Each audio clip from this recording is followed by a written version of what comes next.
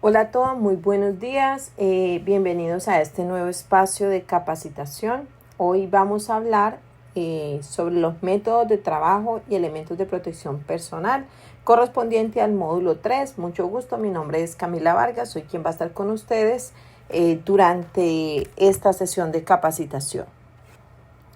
Bien, dando inicio, vamos a conocer los objetivos. Los objetivos de esta sesión son dar a conocer los métodos de trabajo definidos por la Resolución 5018 del 2019 y dar a conocer los requisitos técnicos para los elementos de protección personal. Recordemos que en este módulo ya empezamos a ver más a profundidad lo que tiene que ver con los métodos de trabajo seguro y lo que tiene que ver con la protección personal requerida para garantizar la seguridad en las labores con exposición al riesgo eléctrico. Aquí vamos a encontrar en la temática del día de hoy, vamos a encontrarnos los niveles de tensión, los métodos de trabajo y los elementos de protección personal, así como los requisitos para estos elementos, requisitos de seguridad para la aplicación de métodos de trabajo y la clasificación en cuanto a niveles de tensión, de donde más adelante también vamos a hablar sobre la protección personal y el alcance que ésta tiene basado en los niveles de tensión que se puedan tener o de exposición a la que se pueda ver el trabajador durante el desarrollo de sus actividades. Bien, ahora, como primer punto vamos a hablar de los niveles de tensión. Vamos a encontrar que RETI en versión 2024 nos habla de 4 niveles de tensión. Uno, que es extra alta tensión, que corresponde a tensiones superiores a 230 kilovoltios, tensión normalizada de 345 kilovoltios y 500 kilovoltios. Entonces, a partir de los 230 kilovoltios ya hablamos de lo que es extra alta tensión, por lo general presente en los procesos de generación. Alta tensión, tensiones mayores o iguales a 57,5 kilovoltios y menores o iguales a 230 kilovoltios. En tensiones normalizadas o nominales de 66 kilovoltios, 110 kilovoltios, 115 kilovoltios, 220 kilovoltios y 230 kilovoltios. Haciendo un paréntesis aquí en este punto, recuerden que como todos los niveles, al finalizar el nivel, deberán registrar su asistencia y realizar la evaluación del contenido visto durante la capacitación. Bien, también tenemos la media tensión, donde hablamos de tensión nominal superior a 1000 voltios, pero inferior a 57,5 kilovoltios, tensiones normalizadas o nominales de 11,4 kilovoltios, 13,2 kilovoltios, 34,5 kilovoltios y 44 kilovoltios. Hasta este punto, hasta los 44 kilovoltios, hablamos de lo que es media tensión. Recordemos que alta tensión inicia pues a partir de los 66 kilovoltios en tensiones normalizadas o nominales. Luego tenemos baja tensión, son aquellas tensiones nominales menores o iguales a 1000 voltios, o sea 1 kilovoltio, y mayores o iguales a 25 voltios en cuanto a corriente alterna, o 60 voltios en cuanto a corriente continua.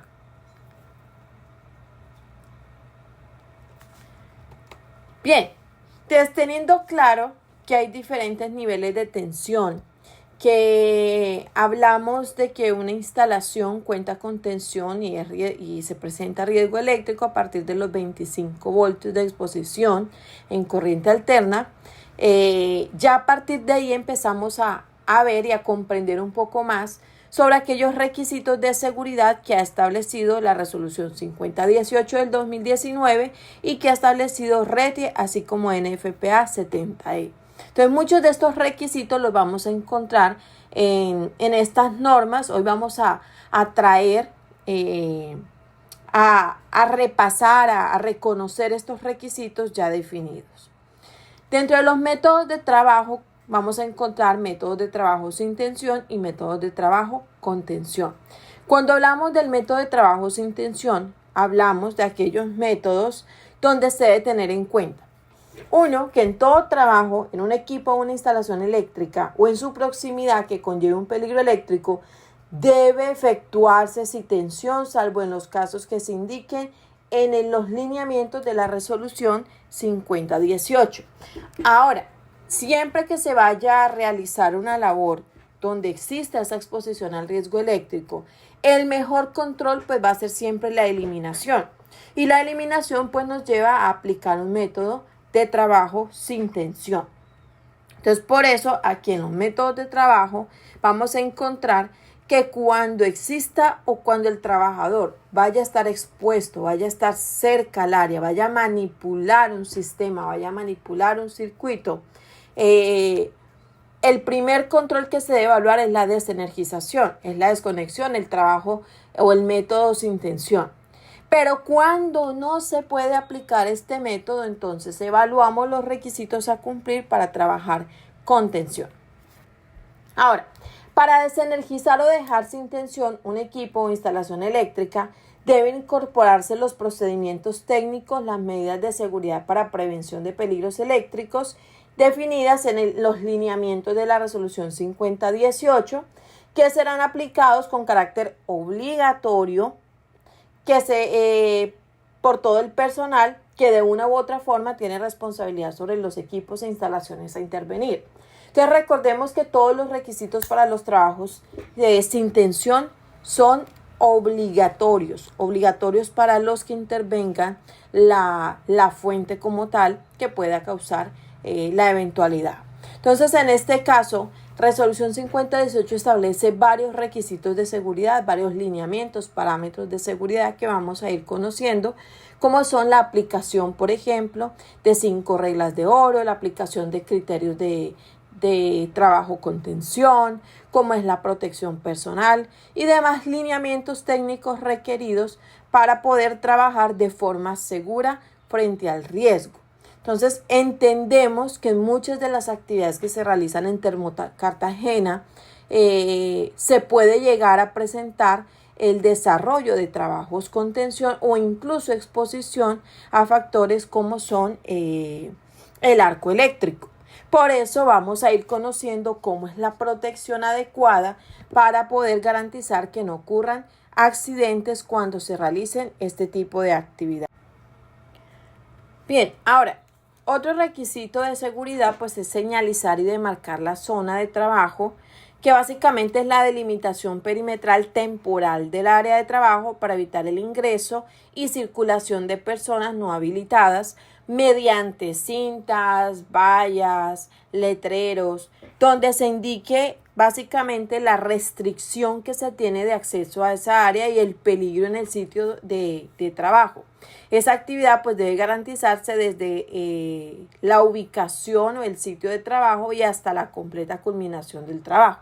Entonces, siempre que se va a realizar una labor donde hay exposición a este riesgo, donde por ejemplo se va a abrir un circuito, donde se va a trabajar y se va a tener personal en el área que no cuenta con las competencias, con el conocimiento requerido, pues en ese caso hay que hacer la debida delimitación y señalización de la zona de trabajo.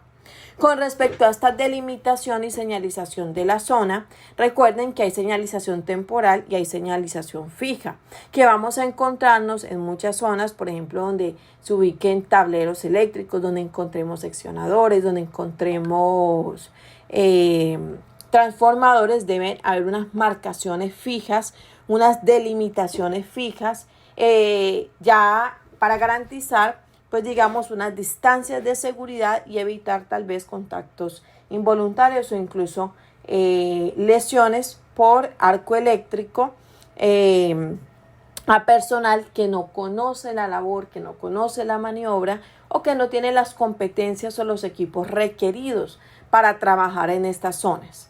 Y la delimitación temporal pues es garantía tanto para ustedes como para el personal en el área de que no se van a presentar posibles eventualidades. Ahora, se debe aplicar también las 5 reglas de oro para trabajos en equipos sin tensión, que son: la primera, realizar el corte en forma efectiva a todas las fuentes de tensión y neutro.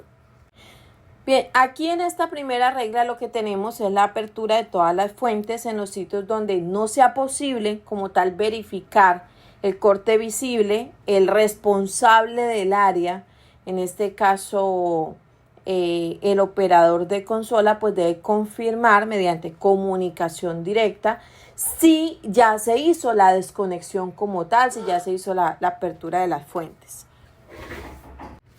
Y adicional, pues se debe pues garantizar un buen procedimiento de comunicación que permita dar a conocer cuando ya se ha hecho como tal este corte a la energía eléctrica. Y ahí no termina la seguridad en trabajo sin tensión, porque hasta la cuarta regla de oro hablamos de que se sigue trabajando con tensión porque aquí todavía existe el riesgo y se tienen que tomar todas las medidas de precaución requeridas. Ahora, en la segunda regla hablamos del bloqueo o la condenación de la fuente.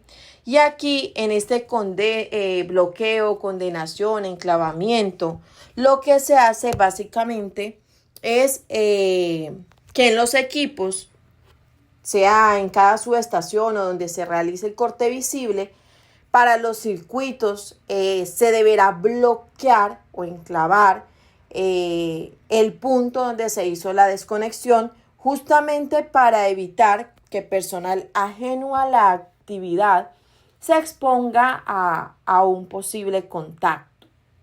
No tanto que se exponga al contacto, sino que nos pueda energizar el punto donde nosotros estamos realizando la maniobra. Entonces, el bloqueo y la condenación es básicamente para garantizar que solo la persona habilitada opera el equipo de corte, que el mecanismo de bloqueo nos va a permitir, por medio de la instalación de un candado y una llave única, o sea, un procedimiento de bloqueo y etiquetado, nos va a permitir informar que en ese punto hay alguien que está realizando la actividad con exposición al riesgo, que hay alguien responsable del área, alguien que necesita esa zona desenergizada, alguien que está realizando una operación que requiere el corte y pues que requiere que no sea energizada esa fuente o energizado ese punto de trabajo. Luego viene la siguiente regla, que es la verificación de ausencia de tensión. Aquí ya lo que se hace en esta verificación de la ausencia es mejorar la confiabilidad de las medidas de ausencia de tensión en los equipos donde se va a trabajar, donde se va a realizar la maniobra. Entonces, aquí en este punto lo que hacemos es verificar que no exista algún tipo de energía residual, que no vaya a energizársenos el equipo y que realmente el equipo sí se haya quedado desenergizado, que no haya una posible fuente adicional que esté energizando el punto donde vamos a trabajar. Entonces, aquí lo que hacemos es la verificación de la ausencia de tensión. La cuarta regla es la instalación de puesta a tierra y en cortocircuito, que para instalar estas puestas a tierra hay unos requisitos de instalación, que estas puestas a tierra tienen que garantizar unas medidas y unas condiciones físicas de seguridad que me garanticen que la puesta va a ser efectiva, que el procedimiento de desinstalación de la puesta a tierra es básicamente inverso a la instalación, y que lo que hace la puesta a tierra es garantizarnos que en caso tal de una posible energización, pues el punto donde nosotros estemos trabajando nos brinde aún mayor seguridad. Hasta esta regla todavía debemos tomar todas las precauciones de los trabajos con tensión. Y la quinta regla de oro, que es la señalización y delimitación del área, para evitar que personal ajeno a las actividades pues se exponga o incluso nos genere a nosotros un riesgo adicional por falta de conocimiento, de habilidad o de competencia. Ahora, lo anterior con respecto a los trabajos sin tensión. Ahora, entonces, cuando nosotros hablamos del trabajo sin tensión, ya para concluirlo, estamos hablando pues de que hay que trabajamos en frío, trabajamos sin exposición al riesgo porque hemos hecho el corte como tal desde la fuente. No debería existir la posibilidad de que se nos energice el punto. Entonces, ahora habrán labores que por sus características, por la funcionalidad, por operatividad, por cualquier otra razón, pues no se puedan realizar sin tensión o no se puedan realizar en frío y tenga que aplicarse entonces los métodos de trabajo con tensión. Frente a los métodos de trabajo con tensión, pues se considera todo aquel que se ejecute sobre una instalación o equipo energizado con tensión eléctrica igual o superior a los 25 voltios. También será considerado con tensión aquel elemento no puesto a tierra en su parte activa antes de ser intervenido como parte de las reglas de oro de seguridad. Lo que les decía, hasta la cuarta regla seguimos trabajando con tensión y se tienen que aplicar todos los métodos de trabajo con tensión. Ya una vez garantizadas las 5 reglas de oro, ya el resto de las actividades son trabajos en frío o trabajos sin tensión. Solamente podrán ejecutarse trabajos en equipos o instalaciones energizadas cuando, lo que les decía, hay momentos, hay actividades donde pues, se realiza la labor con tensión, se trabaja en caliente en la línea o se trabaja en el punto energizado porque pues hay motivos operacionales que digamos pueden intervenir en que se apliquen las 5 reglas de oro. Entonces, solamente se pueden ejecutar esos trabajos en equipos o instalaciones energizadas cuando la naturaleza de la maniobra, las mediciones, los ensayos y verificaciones así lo exigen, por ejemplo, la apertura y cierre de interruptores o seccionadores, la medición de una intensidad o corriente, la realización de ensayos de aislamiento eléctrico o la comprobación de las concordancias de fase. Bajo estas circunstancias, digamos que la resolución 5018 dice, listo, en estos factores, en este tipo de actividades, en estas tan puntuales, se permite el trabajo con tensión, pero obviamente hay que aplicar unos controles, que en este caso ya van enfocados a proteger al trabajador de cualquier posible contacto o incluso cualquier arco que se pueda presentar. Ahora, las condiciones de explotación o de continuidad del suministro del servicio así lo requieran siempre y cuando pues prevalezca la seguridad y salud de los trabajadores. En este caso, la empresa debe establecer procedimientos para ejecutar trabajos con tensión que incluyan todas las medidas de seguridad y salud en el trabajo necesarias de acuerdo con el método o técnica de trabajo con tensión elegido a potencial, a distancia o a contacto.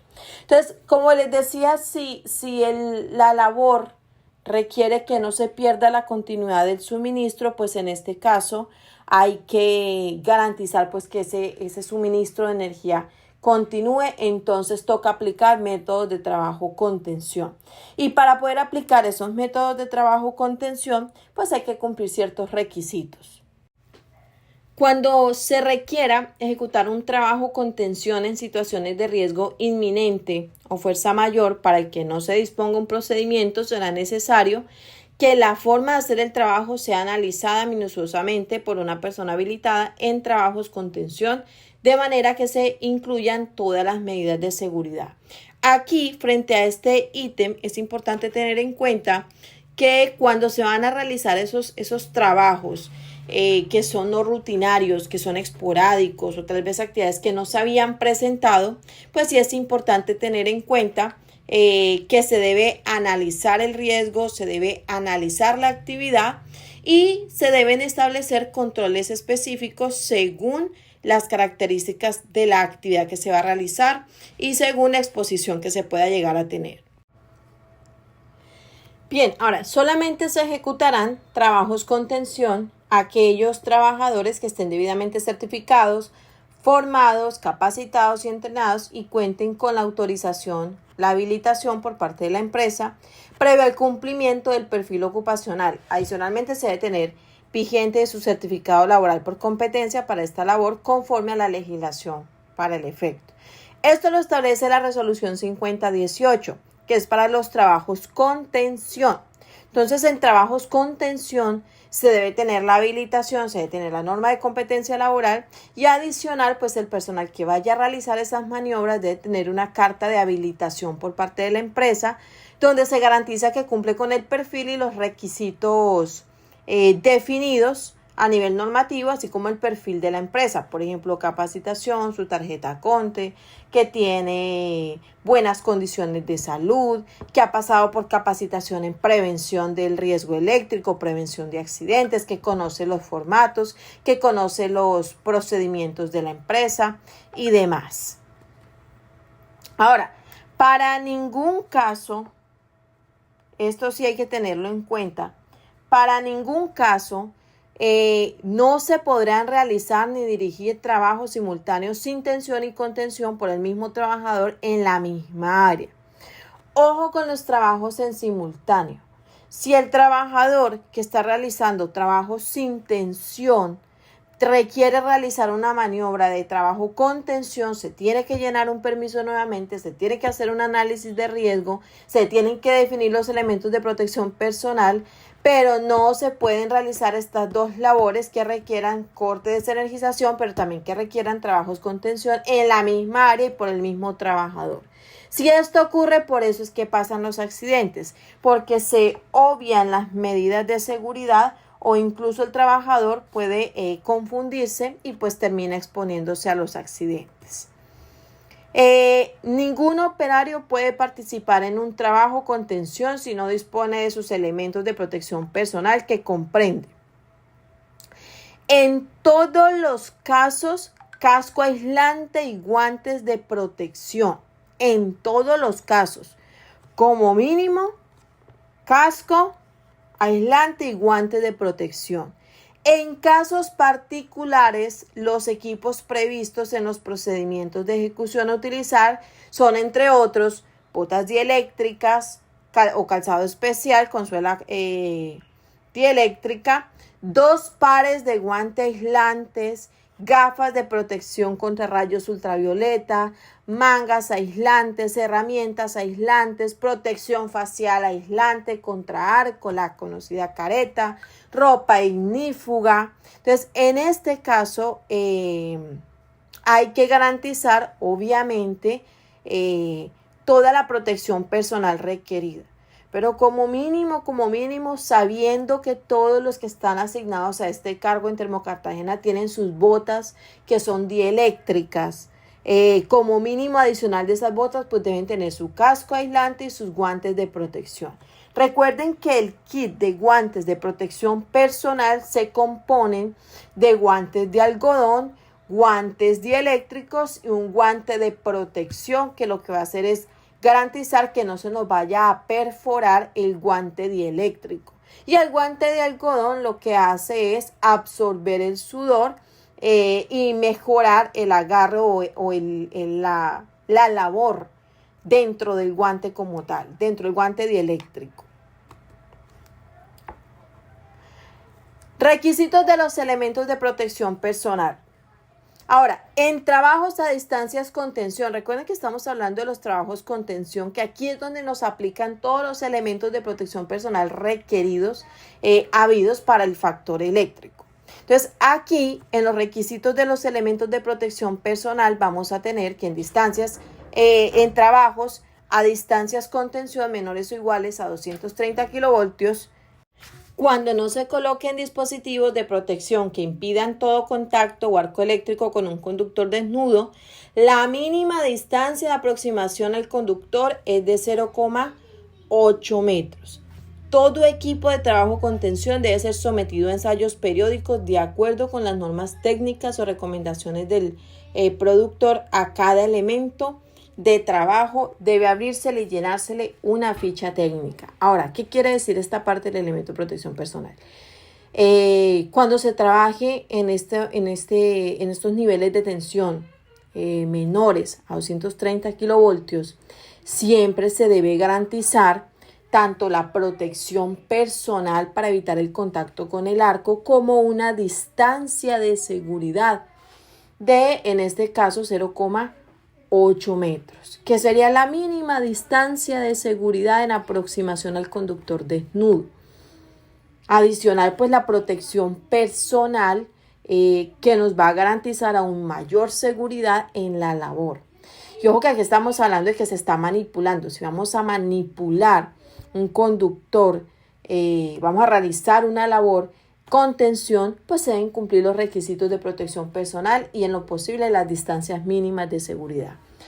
Bien, ahora, en cuanto a los elementos de protección personal, todos deben ser sometidos a pruebas según lo establecido por RETIE en su versión 2024.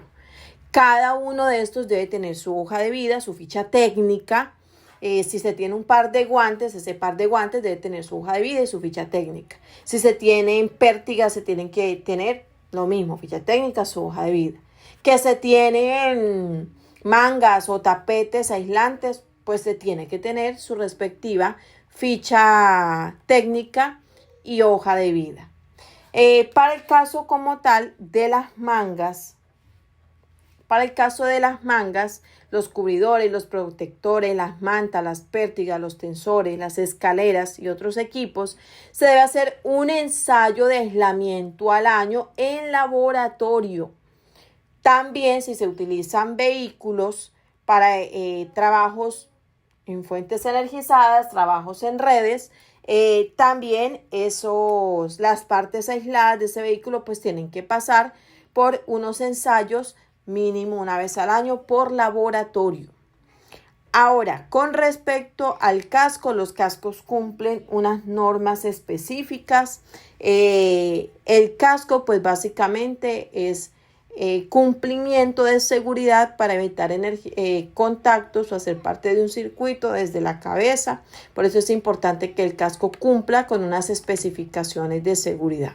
Entonces, dentro de las funciones, la principal función como tal del casco es ayudar a proteger a los trabajadores de un traumatismo en cabeza debido a objetos que puedan caer o en este caso protegerlos de cualquier posible contacto cuando se sobrepasan distancias de seguridad.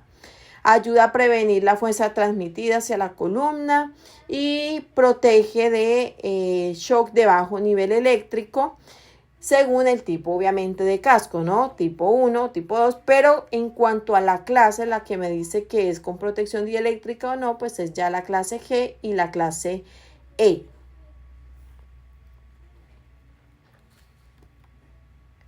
La ropa para trabajo con electricidad, que debe ser ropa ignífuga, que debe cumplir unos requisitos también normativos. Ahí nos vamos a encontrar a las normas ISO, las normas NFPA, que en este caso nos establece la NFPA 2112 requisitos de protección en cuanto a la ropa de protección contra el fuego. Vamos a encontrar las IEC, vamos a encontrar las ASTM. Vamos a encontrar también requisitos técnicos para el calzado de seguridad, donde se deben cumplir, pues obviamente los requisitos tanto de certificación como de buenas condiciones, que deben ser con suela aislante, con el fin pues de evitar contactos accidentales con conductores eléctricos, aparatos o circuitos energizados. La protección de cabeza, que aquí entra todo lo que tiene que ver con la protección facial. Dentro de los requisitos de la norma NFPA 70E se establece el uso de protectores faciales con una protección envolvente para resguardar la cara, el mentón, la frente, orejas y el área del cuello. Recuerden que en caso de el arco puede llegar a tener alcance y cualquier parte que esté desprotegida del cuerpo pues puede resultar afectada, quemada, lesionada por este mismo. Entonces, por eso dentro de NFPA se establece la obligatoriedad o la necesidad de la protección facial completa.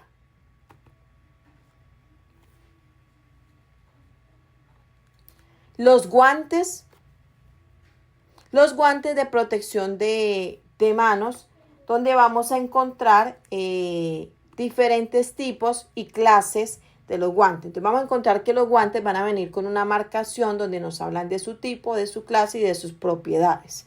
Entonces, siempre que los guantes pasen por una prueba, obviamente ya su marcación que debe ser visible. En cuanto al tipo, si hablamos de guantes tipo 1, estamos hablando de aquellos guantes que no son resistentes al ozono, que tienen unas características en cuanto al material de fabricación, o sea, son de caucho natural, y aquellos que son tipo 2 que son resistentes al ozono, aquellos que son por lo general diseñados en caucho sintético. Vamos a encontrarnos por clase la protección que estos guantes nos van a brindar. Los guantes clase 0, doble 0 o clase 0 son básicamente para baja tensión. Los doble 0 hasta 500 voltios en corriente alterna y los clase 0 hasta 1000 voltios corriente alterna. En este caso, estos dos tipos de guantes básicamente nos brindan protección para lo que es baja tensión. Para media tensión vamos a encontrar los clase 1, clase 2 de 7500 voltios máximo hasta 17000 voltios. Y vamos a encontrar los guantes clase 3 y clase 4 que nos brindan protección de hasta 36.000 voltios en cuanto a exposición en corriente alterna. En corriente continua pues vamos a encontrar hasta 54.000 voltios de protección. Entonces el guante debe ser acorde realmente a la exposición que el trabajador pueda llegar a tener. Por eso es importante saber elegir el elemento de protección personal y conocer su clasificación. En la protección a manos ya luego también tenemos la clasificación por propiedades donde hay protección especial. En los clase A vamos a tener protección o en categoría A, perdón, protección a ácidos, categoría H aceites, categoría C bajas temperaturas, categoría R ácidos, aceites y ozonos y categoría Z ozono. Importante conocer la marcación que pueden tener los guantes o que traen los guantes, porque es que realmente esa es la que me va a decir la protección que puede brindarme a mí el guante. Entonces, incluso guantes que no traen marcación, ¿cómo hacemos nosotros para garantizar pruebas que cumplan, que no lleven más de los 6 meses? Porque recuerden que las pruebas para los guantes son semestrales, por lo menos cada 6 meses. Y adicional a los guantes hay que hacerles prueba preoperacional, donde lo que se hace es verificar que no haya fuga del aire que se atrapa en el guante, que eso me indica que no hay perforación como tal del guante.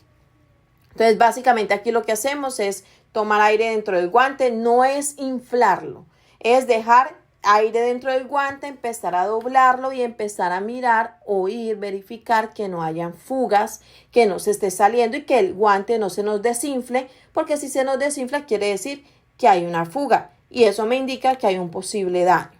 Se hace presión y se verifica en las coyunturas de los dedos que no vayan a haber fisuras que puedan obviamente indicar daño. Se acerca al oído, se aprieta, se escucha, se puede incluso humedecer un poco si se tiene dudas en alguna área específica para identificar si hay posibles fallas.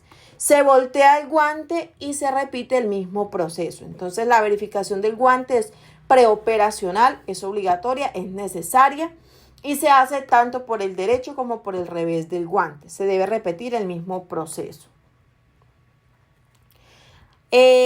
Los guantes aislantes. Los guantes aislantes deben ser sometidos, como les decía, a la prueba de porosidad por inyección de aire antes de cada jornada de trabajo y debe hacérseles un ensayo de rigidez dieléctrica en laboratorio que tenga aseguramiento metrológico mínimo cada 6 meses. Esto no lo digo yo, esto lo dice RETIE. Siempre que se tengan guantes dieléctricos deben pasar por ese laboratorio mínimo cada 6 meses. Para las mangas, los cubridores, los protectores, las mantas, las pértigas, los tensores, escaleras y demás equipos, la prueba es anual.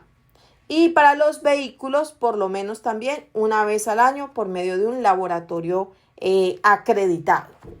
Bien, entonces hasta este momento hemos llegado con la capacitación, la sesión del módulo 3, un módulo un poquito más extenso.